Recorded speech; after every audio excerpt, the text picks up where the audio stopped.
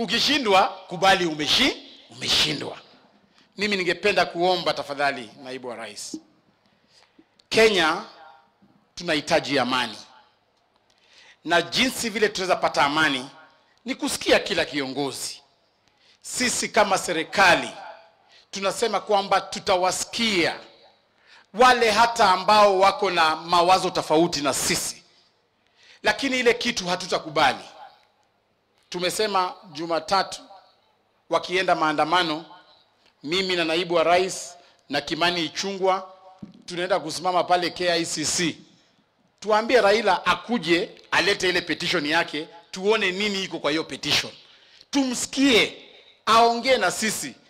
Lakini mambo ya handshake ya kuingia kwa serikali, hiyo ndio tumesema Raila Odinga hakuna handshake anaenda kupata kwa hii serikali ya Kenya Kwanza. Tunataka Raila, wewe kwa sababu ulishindwa kura, wewe enda nyumbani. Na unajua shida ambayo Raila ako nayo sasa hivi, yeye anatembea na shida yake. Shida ya Raila kubwa, sasa hivi Raila angekuwa rais, hata amemaliza wakati wake miaka 10. Lakini mtu ambaye alinyima Raila urais anaitwa Martha Karua. Nakumbuka in 2007 Martha Karua alikaa ngumu kabisa, akasema ni lazima Raila aende nyumbani. Sasa Raila, shida yako ni huyo mama Martha Karua huko na yeye.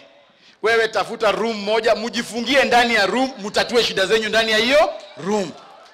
Lakini hata hao ukiwafungia kwa room wawili, hakuna kitu kitatoka huko, si mnajua? Hao mambo imekwisha kabisa.